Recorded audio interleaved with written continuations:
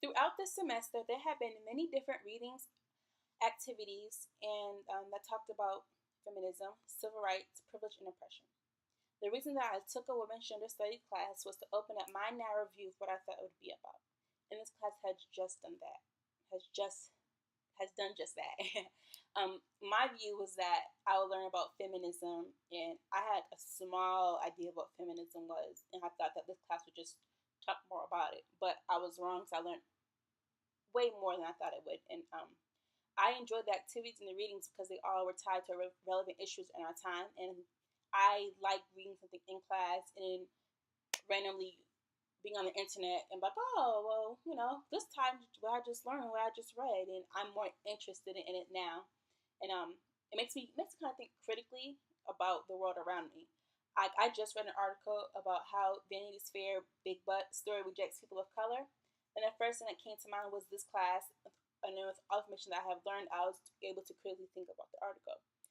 Most of the time, I would just read like the title, like, okay, all right, and go on. But I was more interested in it because I learned so much. I was like, oh well, this is what I want to read. Um, Not only did I see that there was an oppressed group here, but at the same time, I was able to see how female sexuality has changed. And but that only was how some aspects of women's body are deemed to be beautiful by media. Before, it wasn't women's rear ends were beautiful. It was, the size of a woman supposed to be small and this and that. But now it's, women big butts are good, but obviously media has to get that out there for everyone to believe it and say, oh, that's beautiful. After reading the article, I thought how rear ends of African American women have always been seen as being beautiful, prized, and cherished. And you watch videos and hear people talk about actors. They all have these big red ends, and it's something. Oh, that's good. And but all of a sudden, by media and the society, everyone else is doing like you have exercise and how to get your rear end pumped and big and beautiful. And I'm like, oh well, to me, this is something that's always been going on, but all of a sudden, it's something that's big. And the funny thing that was when I was reading the article, there was a Caucasian woman on the cover of the article, and I am all for diversity. I thought that the article was not giving credit where it was fully due. It seemed like all of a sudden this is something new, but in reality, it's not. This class helped me to recognize that things that I would never pay attention to before, such as the different privileges that people have, how the system of oppression affects others, and what we do as a society to help to contribute to that. And sometimes we do it unknowingly. Like in the article, the title was about race, but I thought about race. I thought how sexuality has changed. I thought about the media, and those are all things that I learned in this class. And before, I would just like, okay, this is a race issue, but it's a more bigger issue than that. There are several different readings that have resonated with me throughout the semester and helped me to fully understand what women gender studies is about. One of them is Doing Gender by Wes Zimmerman. The other is Patriarchy, the System, and It, Not a He, a Them, or an Us by Alan Johnson, and How Systems of Privilege Work, also by Alan Johnson. All three of these readings helped me to realize that women gender studies focuses not only on feminism, but on other issues as well, and how they all tie together. The first reading, Doing Gender, I had to read it several different times to fully understand the meaning of it. The reason why I think this was because I had to critically evaluate myself and who I am as a person and as a female. This was quite difficult because I had never thought of gender as something that a person does, what a person is. In the reading, the author defines gender as an achieved status that is constructed through psychological, cultural, and social means. I kind of got confused with the definition because I felt like someone was telling me that I have to achieve being a woman and like not being born was enough. It's kind of confusing. But I think I was thinking about this from a privileged person's point of view and not someone who is an oppressed group. But as I sat back and thought critically about the article, I understood what the author was trying to convey to the audience, and it does make sense. Since I am heterosexual and, I'm a female, it doesn't make sense to me of you have to do gender. But if I was a male and, or transsexual and he was a male and, I want to be female, I always have to do gender. You have to look at how women act, what women do. And I wasn't thinking that way before I read this article. I was so confused. Like, I'm a female. I do what I do. And I don't think it's doing gender, but I can see how people do gender now. Another question that came up to me was, how do I stop doing gender? I remember the essay that I had to write on how I did gender, and that led me to questions on ways that how I cannot do gender. Quickly came to believe that there is no way that I cannot do gender because it's what I like to do, but understood that doing gender can always be done. The reading even stated that doing gender is unavoidable due to the social consequences of sex category membership. Like, I like to get my hair done and nails done and go shopping, and that's doing gender, but to me, the things I like to do, I'm not being forced to do it. But I understand that gender can be, people can stop doing gender, like I gave an example before. The reading Patriarchy the System seemed to tie in the whole class, in my opinion, and help to tie in loose ends that I had. I'm going to first start with the definition of patriarchy from the reading. The authors say that patriarchy is the kind of system organized around certain kinds of social relationships and ideas. And to go into deeper detail, a system is any collection of interrelated parts or elements that we can think of as a whole. It is something that people participate in, and it's an arrangement of shared understandings and relationships. Like the reading says, if a society is oppressive, the people who grow up and live in it will tend to accept and identify with it and participate in it as normal. And it's the path of least resistance. I understand that now. That's how things are. You just go with the flow. You don't really question it. It's how society is. But with this class, I was able to counter those thoughts and say, hey, this is not how society has to be. It's just we do what we're kind of told and just go along with it because it's the easiest way to do. Who wants to sit there and constantly fight? We have people who do, and I think I'm glad for that. This all ties in with the women gender studies because it defines that there is a group of people who are privileged and oppressed and how the system is still going on. Elements or patriarchy is that it is male dominated, male identified, and male centered character. It is a setup of symbols and ideas that make up culture, and I can see why patriarchy sometimes is important to women gender studies. Here are some important facts that I received from reading this article. For example, patriarchal culture is about the core value of control and domination in almost every area of human experience. Patriarchal culture is a complex of ideas that define reality and what's considered good and desirable. And to understand patriarchy, you have to identify its cultural elements and see why they are related to the structure of social life.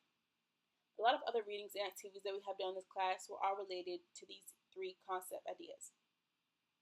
In thinking about this reading, I thought about the song A Man's World by James Brown, and how a lot of patriarchy is male dominated, and a lot of things we think about kind of tie back to man. So, it's a man's world. That's kind of the thing I got from this reading.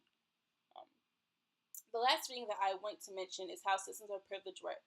This article is similar to the one I just mentioned, but it goes to further detail about oppression and how different groups continue to be oppressed. The reading states that privilege and oppression exist only through social systems and people's participation in them. When I first read this, I disagreed because I'm female and I'm African American, and those are two opposed groups. And I thought to myself, well, I don't want to be oppressed. How am I oppressed? How am I contributing to being in an oppressed group? Obviously, I don't want to do that. But I was not able to see how I'm privileged and how I participate in the oppressed groups. My first thought was being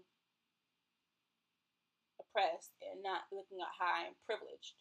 And now with this class, I'm able to just think more in a broader context, not just, well, this is how I am, but an opposite him. Because it says that sometimes in a privileged group, you don't really know you're privileged. And now I know that there are other ways I am privileged. Systems are organized around three key categories. They are dominated by privileged groups, identified with privileged groups, and centered on privileged groups. I kept these three categories, key categories, from this reading during the entire semester when I learned more about issues that involve women gender studies. When I think about privilege, the first thing that comes to mind is male dominance and how every man can identify with power as a value that culture associates with manhood. The reason why this comes to my mind first is because I think of privilege of being a pyramid of sort, and male dominance being on the top and other systems kind of falling down. And the reason why I think this is because in our system, you're either male or female. You're either male or female. I know that there's more, but just think about it, you'd say you're male or female. And males are kind of, you're either one or the other. And half the population would be privileged, which is male, and half would be oppressed. And for women to have more power in relation to men also makes women vulnerable because power in their hands lacks the cultural legitimacy of men's power, and for men, the paths of resistance include presenting and the parents of being in control of themselves, others, and events. That's why I said it's kind of on the top. Because if you're a woman with the power, you don't really get the recognition that you need and that you should have. But if you're male, you just like you're being a male, you're giving it, and that's why I think that's on the top of my so-called peers, not really parent, but that's like the first thing I think of when it comes to privilege and oppression. From the next big privilege group are people who are white, because privilege groups are assumed to represent society as a whole, and America is culturally defined as white in spite of diversity of the population. I know in the reading it says that white Anglo-Saxon Protestant is only 2% of the American population, but we define that as American culture, which I thought was interesting. But before, I just first class, I just went on with it and just lived my life and really think about it, but now I do. For example, whites aren't identified by race and males aren't identified by class. When you hear someone say, like, you never hear someone say, oh, the white doctor or the male lawyer. You probably hear someone say, oh, the Native American doctor or the woman lawyer. That's how they're described. It's something that we do all the time, but we don't do it if someone is white or someone is male. From under that period differs because positions of power are occupied by groups that are privileged in our society. There are many different groups, like being heterosexual, being fit, economic status, and those, it's not just one or the other. Well, kind of is, but this, those are so much smaller in my mind versus being male or versus being white. But those are the two biggest ones that I think are important, and I think a lot of other people think are important.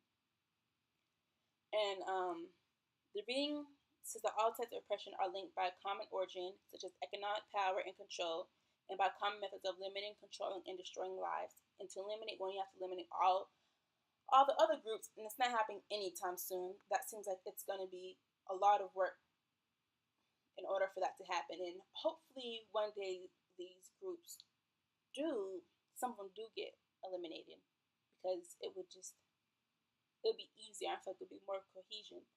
But that's the biggest things that I got of this class. And without this class, I would have never thought of any of the things that I said. I would just put on my life, but now I'm more interested in, why society does things that it does. And a lot of things are based off of privilege and oppression. And women's gender study isn't just about women. I should think of culture, society as a whole, and how you critically think about things that happen. And I'm so glad I took this class, because I just never would have thought it would be about what it is. And I love it because I'm reading articles and I'm like, oh, okay, that's about this, that's about that. It's not, women's genocide isn't just about women. You learn so much more. And I wish that we were kind of required to take this class, because it makes you think critically. And I love the activities that we've done and the readings that we've done, because without it, I just would have never thought about what I thought about. So overall, I enjoyed